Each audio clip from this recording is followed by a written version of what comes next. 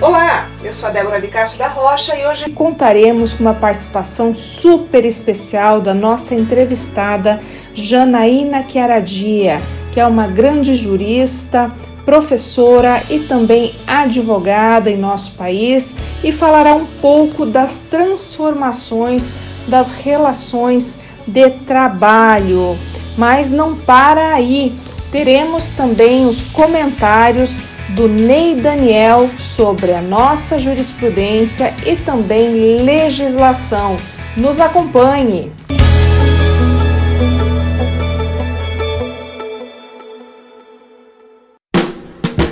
A Casa Osório resgata a tradição do melhor servir em um desfile dos melhores vinhedos do mundo. Uma rica carta de vinhos para quem gosta de qualidade. Casa Osório, bebidas finas, licores, uísques, vodkas, cervejas, bomboniere e mercearia e todos os prazeres do vinho. Casa Osório.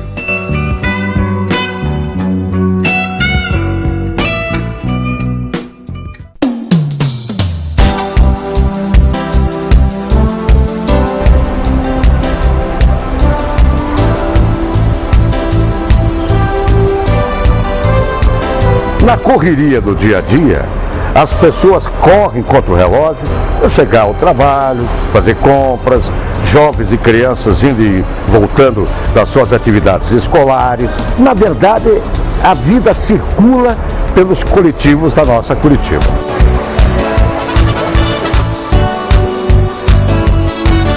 Nos momentos de grande movimento, em que as pessoas precisam enfrentar filas, ônibus lotados, e a irritação de todos chega ao limite, é bom lembrar que existem pequenas ações que podem ajudar a melhorar o ambiente de convívio urbano. Por exemplo, bom dia, boa tarde, como vai? Senhora, por gentileza, a senhora sente-se aqui, por favor. Senhor, esse lugar é seu. Essas pequenas ações podem não resolver totalmente a questão da violência no país, mas é o ponto de partida que está ao alcance de cada um de nós para tornarmos o mundo em que vivemos um lugar de paz e harmonia. São atitudes simples, mas que fazem uma grande diferença.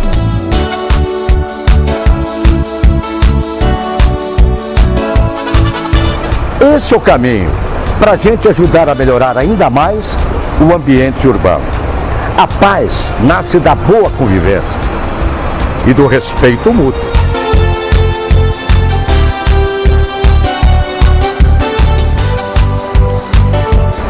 Obrigado pela atenção. Até a próxima. As boas ações nos coletivos começam com um sorriso. Quem ama Curitiba sabe que um sorriso e pequenas boas ações podem mudar o mundo. Pense nisso. A boa convivência urbana é a base da cidadania. E tudo começa no respeito e no afeto. Amo Curitiba, a cidade e você de bem com a vida. Uma campanha para estimular atitudes cidadãs e fazer um ambiente urbano mais humano, com mais afeto.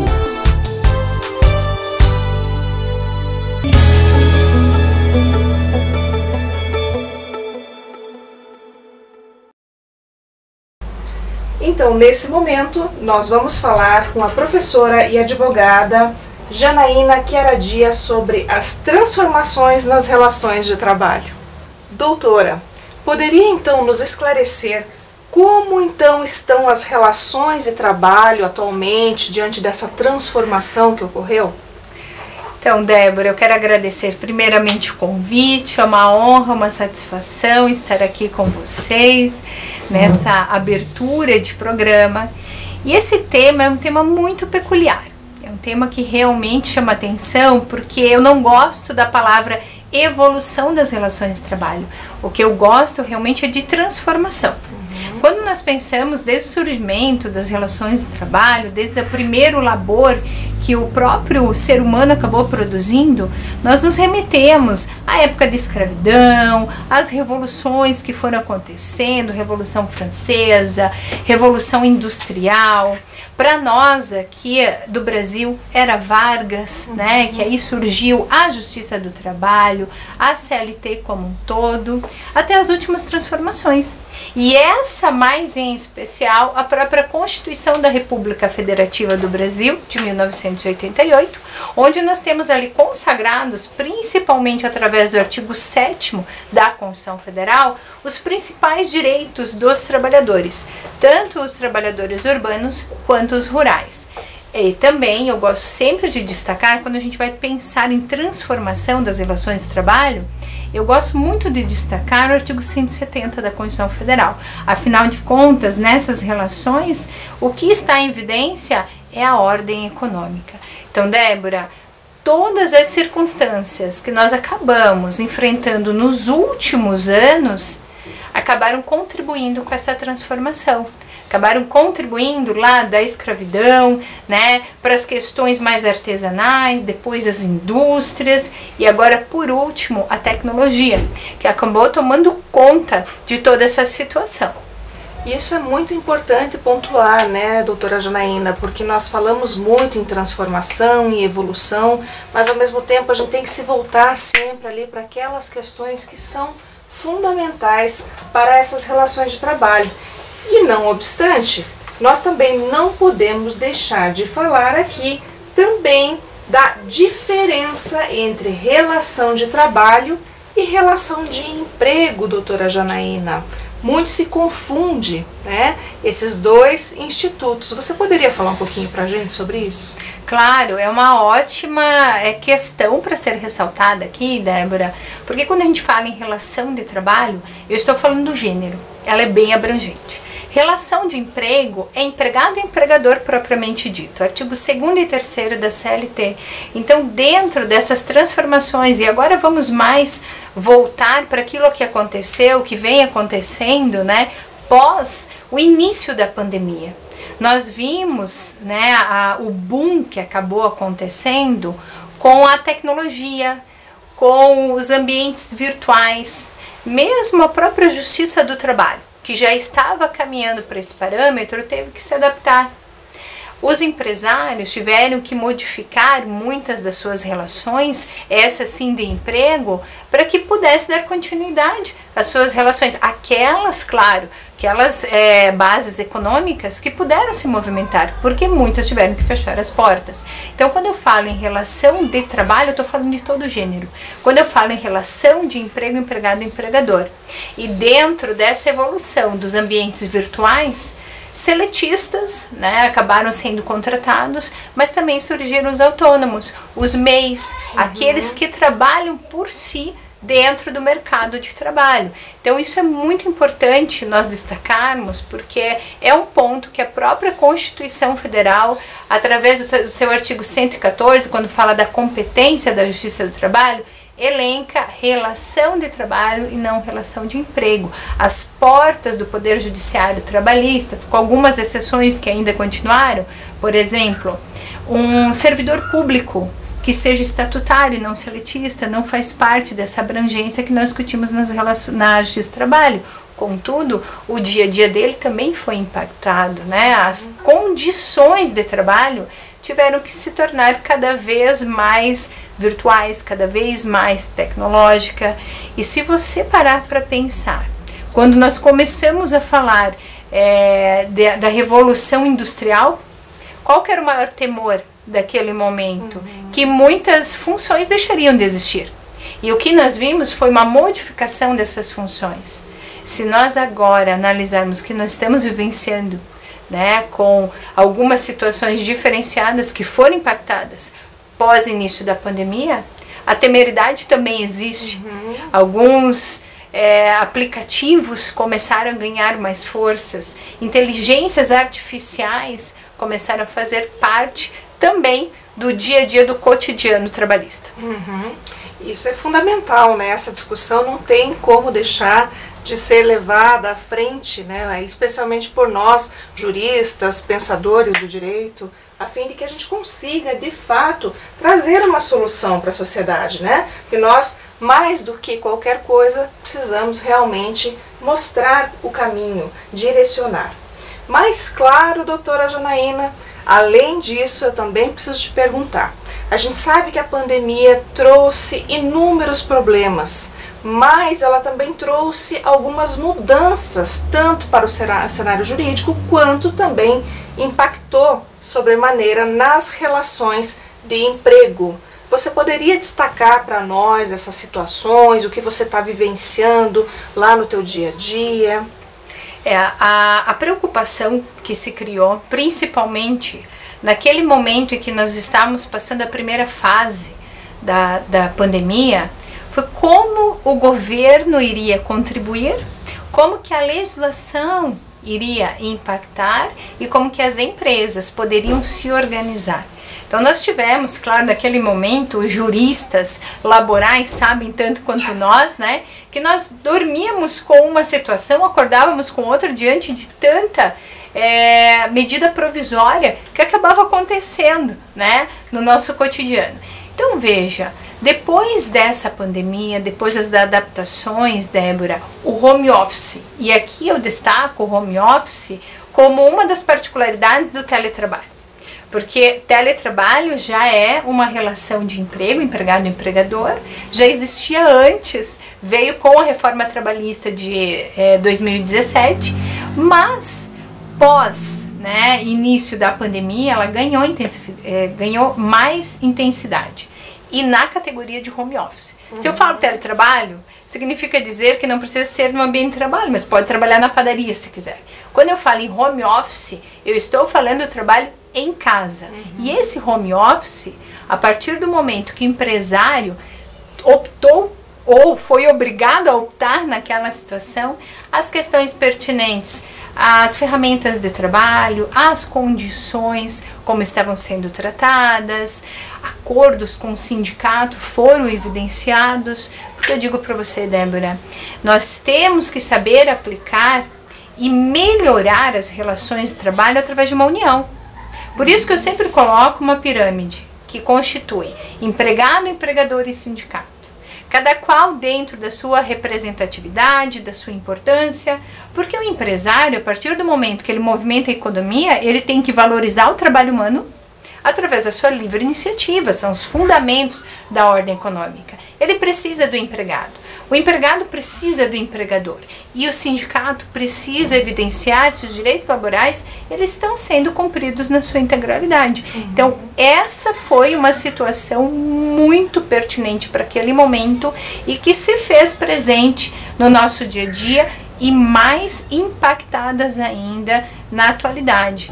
Porque hoje nós temos um pós-início da pandemia, que foi instaurado, né? Situações diferenciadas da própria Covid e a implementação de inteligência artificial nas relações de trabalho. Exatamente. Até esse é um tema extremamente importante aqui quando a gente fala justamente de relações de trabalho, porque nós temos o impacto justamente da inteligência artificial que com certeza você vai poder destacar muito bem para nós. Sim, e essa relação de trabalho, quando ela está diante de uma inteligência artificial, aquela temeridade que nós tivemos quando da implementação efetiva de uma revolução industrial também acaba acontecendo. Por exemplo, aplicativos onde os motoristas conduzem os carros, né, que hoje tem sido muito rotineiro, ele já começa a causar uma certa temeridade, porque a inteligência artificial daqui a pouco poderá substituir os próprios motoristas, poderá conduzi-los dessa forma, né? Os nossos processos trabalhistas, eles acabam sendo impactados pelo nosso dia a dia. Essa inteligência artificial, ela deve ser implementada como uma forma de facilitar e aprimorar os trabalhos. Mas também nós vamos ter que nos adaptar, nós vamos ter que buscar instigar que é ao contrário do que se imagina, mas que os trabalhadores e os empregadores intensifiquem os seus estudos, as suas aperfeiçoações com relação à implementação dessa situação, né? E que a gente possa progredir para o futuro melhor, para que a gente possa fazer com que a sociedade ela venha ganhar um cotidiano mais eficaz e não mais turbulento. Exatamente, mas é essencial para a gente saber como se posicionar diante disso. Mas veja só, nós não acabamos ainda, vamos chamar aqui um comercial e na sequência nós retornamos.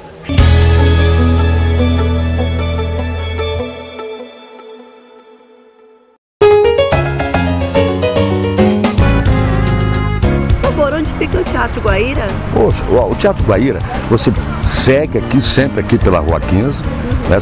Sempre. Aí quando você chegar no Correio, vai ver a agência do Correio, você já vai ficar frontal à Praça Santos Andrade. E ali já é o Teatro Guaíra já.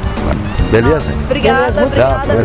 Como é que é seu nome? Obrigado, Loyola. Loyola, o meu é Roque Porfírio. Prazer em conhecer. Prazer, Roque. Obrigado pela informação. Felicidade. Deus lhe pague. Vamos com Deus. Tchau.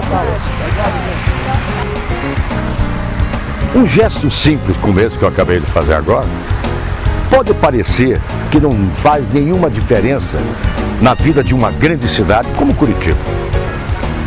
Pelo contrário, são as pequenas boas ações que fazem a vida de todos ser melhor e ter mais harmonia. Isso se chama boa convivência urbana. Respeitar as filas em qualquer situação é essencial. Colocar o lixo gerado no interior do carro no lixo, nunca jogar pela janela. Manter nossos parques e áreas de lazer sempre limpos.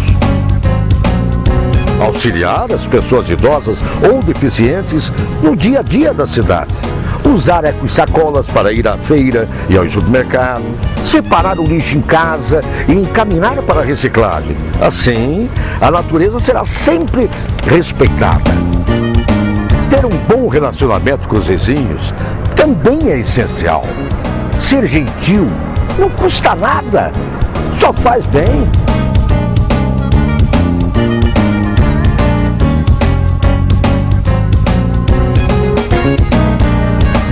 É isso aí, minha gente. Demonstre seu amor a Curitiba através de pequenas boas ações que podem fazer a vida de todos ser bem melhor. A boa convivência comunitária começa em nós. Um pensamento de paz e um pequeno gesto de cooperação podem ajudar a mudar o mundo. Pense nisso. A boa convivência urbana é a base da cidadania. E tudo começa no respeito e no afeto.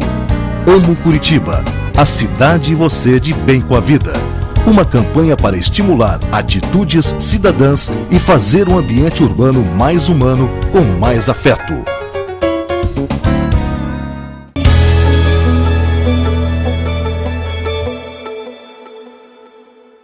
Essa então foi a nossa ação social. Mas vejam, como eu falei antes do break, não havia acabado, porque claro, a doutora Janaína ainda tem muito a considerar aqui conosco. Inclusive, eu vou aproveitar para, claro, perguntar aqui algo que é extremamente relevante dentro dessa nossa conversa, que é quais os novos paradigmas das relações de trabalho, doutora Janaína?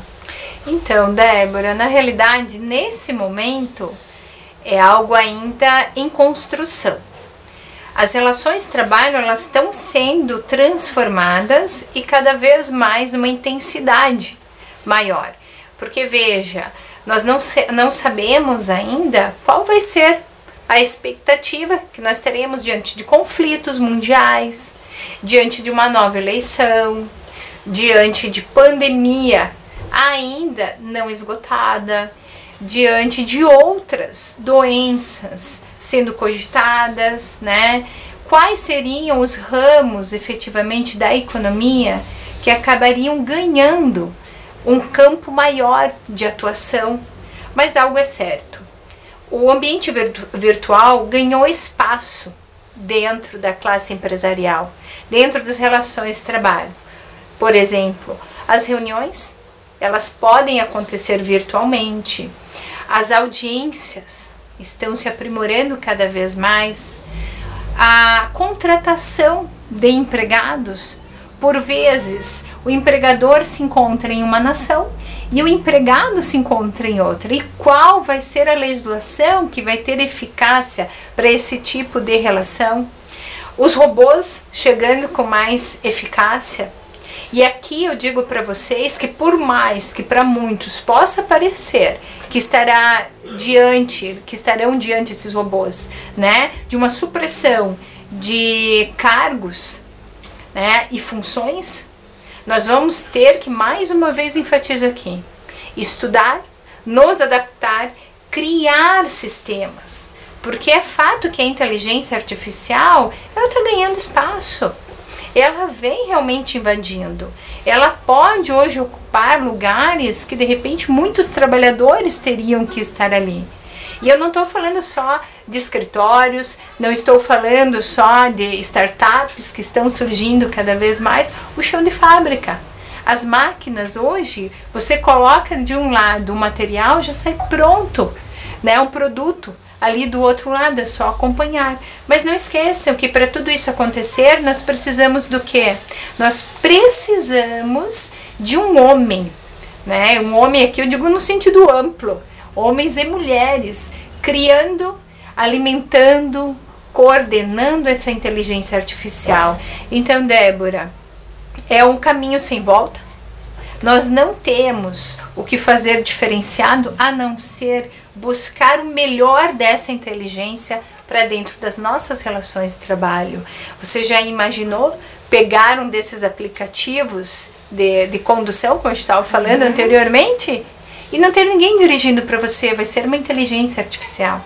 Você vai a alguns lugares, você vai ser atendido por um robô, mas que nós possamos fazer valer cada vez mais a essência da Constituição Federal, dignidade da pessoa humana, liberdade, igualdade, né? Para que aí sim, essa relação de emprego, essa relação autônoma, ela possa, né, ser cada vez mais construtiva para a sociedade. Exatamente, né? Eu acho que apesar de tudo que está acontecendo, a gente tem que primar sempre, né, por essa construção.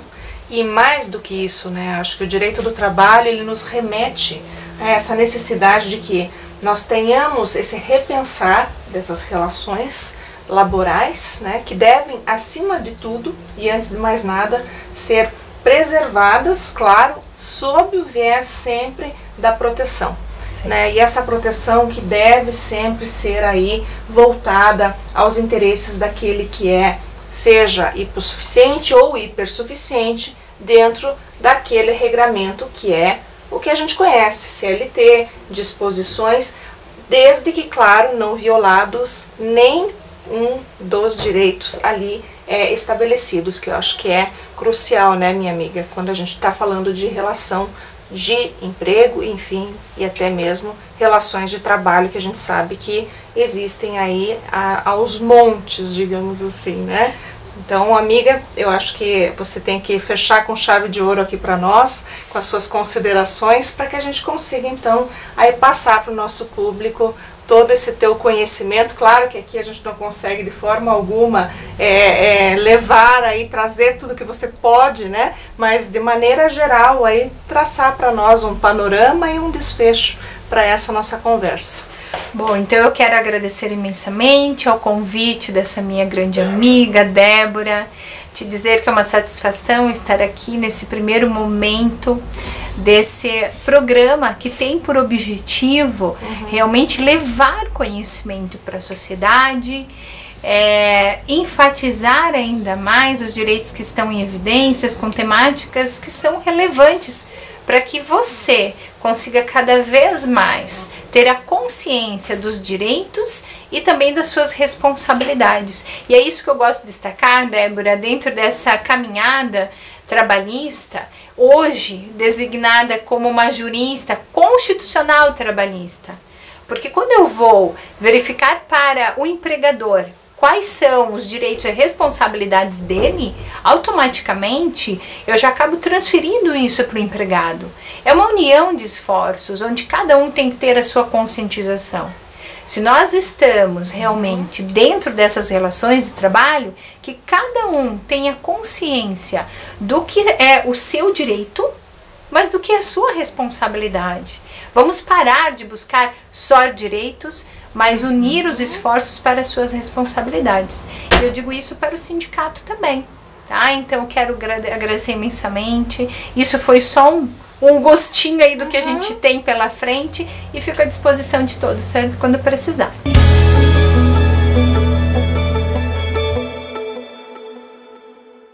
Retorno aqui para trazer uma decisão do Superior Tribunal de Justiça no que diz respeito à impenhorabilidade do bem de família.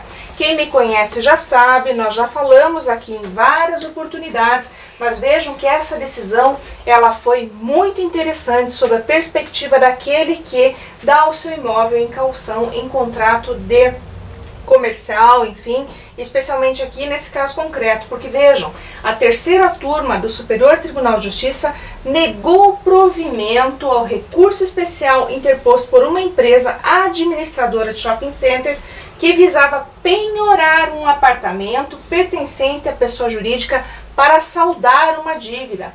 E vejam que o imóvel foi dado então como caução em contrato comercial e é usado como moradia familiar do sócio contratante. E nesse sentido, então, o relator lá no STJ disse que as exceções constantes na Lei 8.009 de 90 devem ser analisadas com muito critério, porque não se pode, então, de forma indiscriminada, aplicá-las, porque você pode estar trazendo um grande prejuízo para as partes envolvidas nesses contratos. Então, nesse sentido, a regra não pode ser afastada unicamente porque o imóvel oferecido a título de caução não poderá ser simplesmente penhorado. Gostou da dica e da informação? Me acompanhe aqui, porque eu sempre trago dicas importantíssimas do direito imobiliário e também urbanístico para você.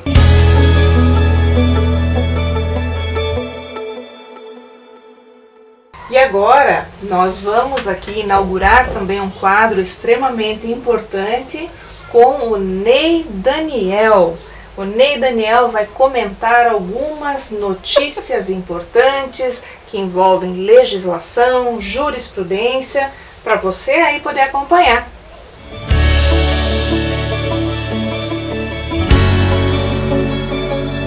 O Brasil encontra-se numa posição um pouco complexa sobre a questão de liberdade de imprensa.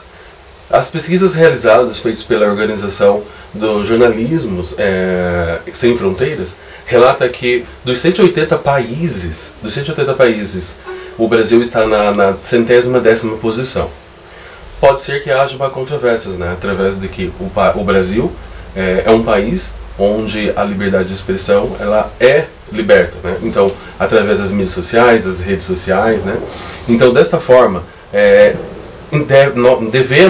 deve-se o apoio a todos e para que haja uma comunicação limpa, uma comunicação verdadeira, que é direito de todo o cidadão.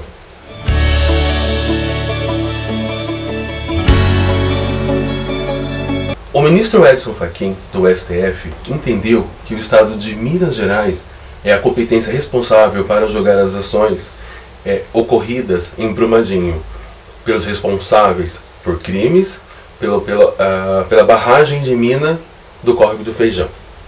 Os conflitos de competência se davam-se entre o federal e o estadual, mas através de duas resoluções se entendeu que é o Estado de Minas Gerais o responsável para julgar essas decisões.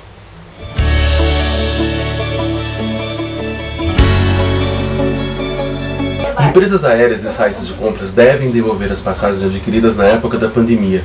Esse foi o entendimento da 32ª Vara Civil do Estado de São Paulo. O magistrado entendeu que isso é direito do consumidor e que essas passagens devem ser ressarcidas.